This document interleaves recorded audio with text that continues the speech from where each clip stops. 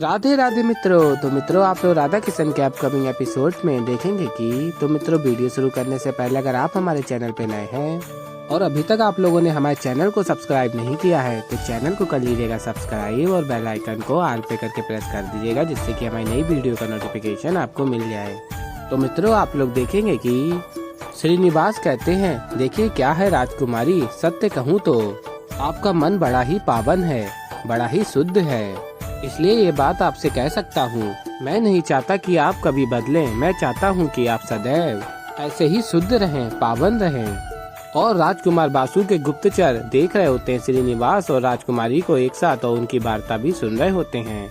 और फिर आगे आप लोग देखेंगे श्रीनिवास राजकुमारी से कहते हैं, कभी ऐसा भी हो सकता है कि भविष्य में कोई संकट आ जाए, कोई दुविधा आ जाए, जिस कारण से आप कुछ ऐसे कर्म कर दो जो अनुचित हैं, कुछ ऐसा कर दो जिसके कारण आपको आजीवन पछतावा रहे। और फिर राजकुमारी कहती है श्रीनिवास से, ऐसा क्या होने वाला है जिस कारण मैं अनुचित कदम उठाऊंगी। और फिर श्रीनिवास कहते हैं राजकुमारी से, नहीं, मैं ऐसा कुछ भी नहीं कहना चाहता कि आपके जीवन में कोई समस्या आने वाली है, कि कुछ अनुचित होने वाला है। और कहते हैं यदि कुछ ऐसा हो जाए तो आप कुछ ऐसा वैसा कर दें, नहीं।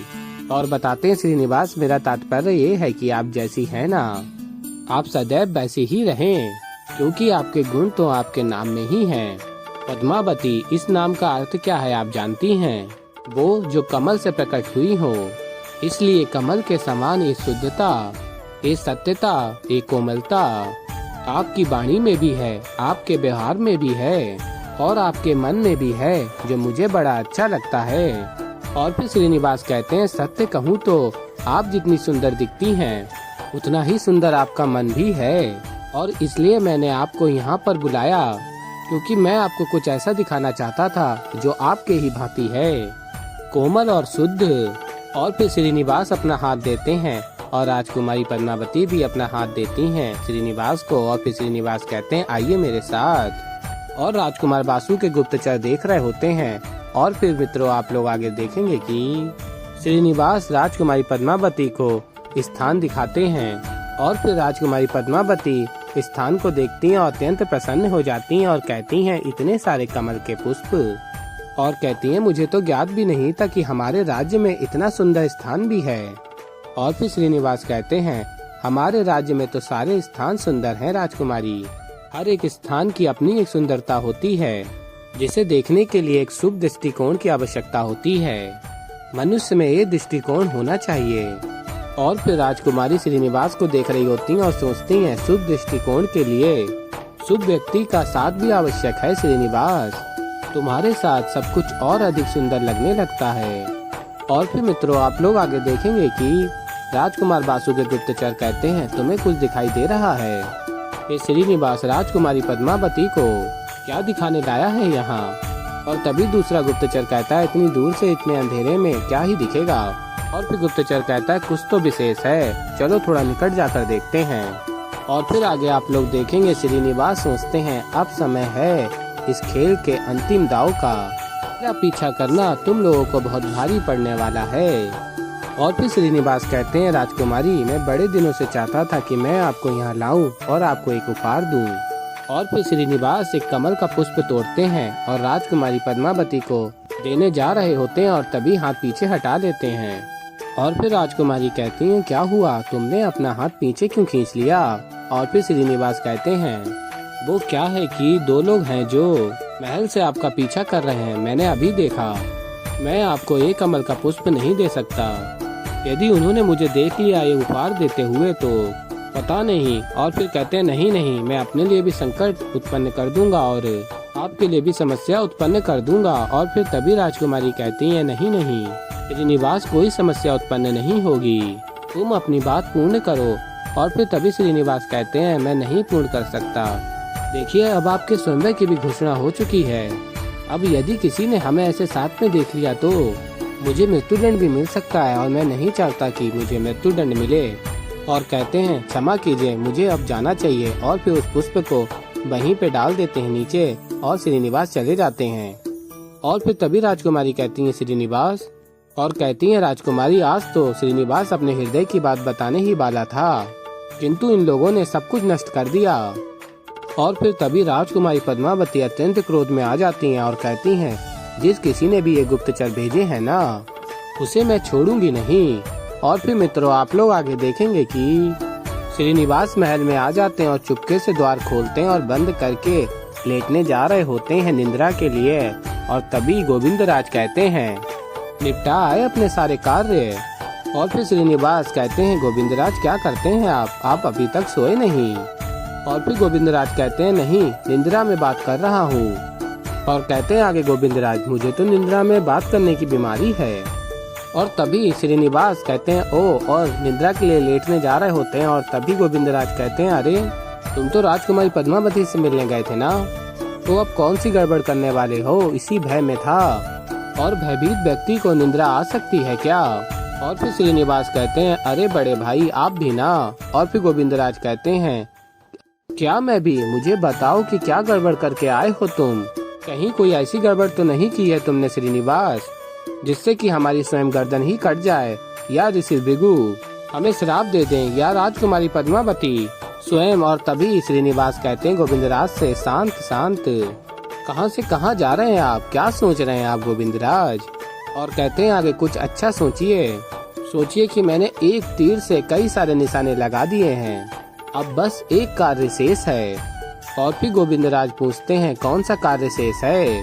और फिर श्रीनिवास बताते हैं सबसे महत्वपूर्ण कार्य। और बताते हैं श्रीनिवास गोविंदराज को, कल भोर होते ही मुझे ऋषि भृगु से मिलना है बस। और फिर बासु का दाव पट, श्रीनिवास का पासा आरंभ। और फिर मित्रों आप लोग आगे देखेंगे कि बाला महल लौट आता है। और तभी गुप्तचर कहते हैं राजकुमार बासु के, अच्छा हुआ आप लौट आए, आपकी अनुपस्थिति में राजकुमार बासु ने हम दोनों को निगरानी के लिए रखा था। और फिर गुप्तचर बताते हैं जो देखा उस पर विश्वास नहीं हो रहा है। और बताते हैं श्रीनिवास बहुत बड़ा खेल खेल रहा है। और फिर गुप्तचर सारी बात बाला को बताते हैं कि कैसे श्रीनिवास एक ही रात्रि में भार्गवी और राजकुमारी पद्मावती से मिला। और फिर बाला कहता है, मुझे शीघ्र ये सूचना राजकुमार बासु तक पहुंचानी होगी कि ये श्रीनिवास उनकी अनुपस्थिति में राजकुमारी पद्मावती से और भार्गवी इन दोनों से मिला, वो भी रात्रि में। और फिर बाला राजकुमार बासु को संदेश लिखकर भिजवाता है। कहता है बाला अपने गुप्तचरों से ये संदेश लेकर नगर के सबसे तीव्र ग्रामी ऐश्वर्य तक पहुंचाओ और उससे कहो ये सूचना लेकर कुमार बासु तक शीघ्र पहुंचा दे। और फिर गुप्तचर उस सूचना पत्र को लेकर चले जाते हैं। और फिर बाला कहता है, बस ये सूचना एक बार पहुंच जाए कुमार बासु तक, उसके पश्चात तुम अगला सूर्योदय नहीं देख पाओगे श्रीनिवास। और फिर मित्रों आप लोग आगे देखेंगे कि गोविंदराज निद्रा से जागते हैं और देखते हैं श्रीनिवास को काम करते हुए और कहते हैं, आज ये सूरज पश्चिम से कैसे उदित हो गया है। और कहते हैं गोविंदराज, मुझसे पहले से कैसे तुम जाग रहे हो। और फिर श्रीनिवास कहते हैं गोविंदराज से, जगा ही नहीं हूँ, जग के स्नान करके कार्य में लग गया हूँ, बड़ा महत्वपूर्ण दिवस है, ऋषि भृगु से भेंट करनी है तो तैयारियां कर रहा हूँ। और फिर गोविंदराज कहते हैं, ओ अच्छा, वाह भाई, पहली बार देख रहा हूँ कि कोई बर अपनी ही बरमाला बनाकर अपने ही स्वयंवर के लिए अपने ससुर जी को देने जा रहा है। और फिर तभी श्रीनिवास अत्यंत हंसते हैं और गोविंदराज से कहते हैं, हो गया, आपके इस उपहास में मैं हंस लिया, इतनी आवश्यकता भी नहीं थी हंसने की। और कहते हैं आगे श्रीनिवास, मुझे व्यतीत मत करो, मुझे कई कार्य करने हैं, बड़ी तैयारियां करनी हैं, समझे आप। और कहते हैं, बस आशा करता हूँ कि आज ऋषि भृगु प्रसन्न रहें। और फिर मित्रों आप लोग आगे देखेंगे कि महर्षि भृगु भार्गवी से कुछ अत्यंत महत्वपूर्ण बात करने के लिए प्रतीक्षा कर रहे होते हैं। और फिर तभी भार्गवी की माँ आती हैं और कहती है महर्षि भृगु से, ये लीजिए कलेबा कर लीजिए। और फिर ऋषि भृगु कहते हैं भार्गवी की माँ से, मुझे भूख नहीं है। और कहते हैं अगर भार्गवी जाग गई है तो उसे बुला कर लाओ। और फिर भार्गवी की माँ पूछती हैं, क्या बात है, आप इतने क्रोधित क्यों हैं। और फिर ऋषि भृगु कहते हैं, मैंने कहा ना भार्गवी को बुला लाओ। और बताते हैं मुझे उससे अति आवश्यक बात करनी है। और फिर आगे आप लोग देखेंगे कि गोविंदराज श्रीनिवास से कहते हैं, वैसे बात करने तो जा रहे हो, किंतु क्या बात करोगे, क्या कहोगे, उनके उत्तर का प्रति उत्तर क्या दोगे, कुछ सोचा है? मुझे भी बताओ। और फिर श्रीनिवास कहते गोविंदराज से, आपको बस इतना समझना है, अब बातों का नहीं, श्रीनिवास का खेल आरंभ हो चुका है। ये मेरी योजना है और इस योजना के अंत में क्या होगा मैं बताता हूँ आपको।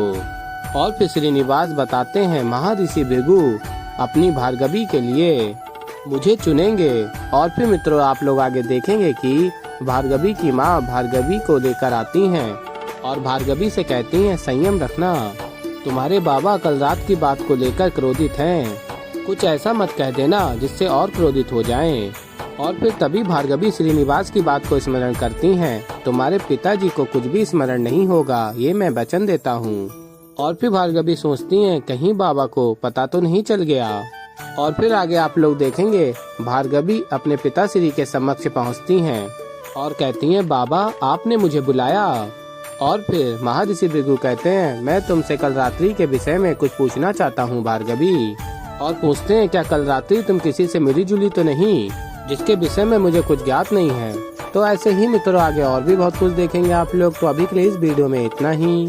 तो मित्रों वीडियो पसंद आई तो वीडियो को लाइक करें, चैनल पे नए हैं तो चैनल को सब्सक्राइब करें। और मैं मिलता हूँ जल्दी आप लोगों को एक नई वीडियो के साथ। तो तब तक के लिए मित्रों राधे राधे।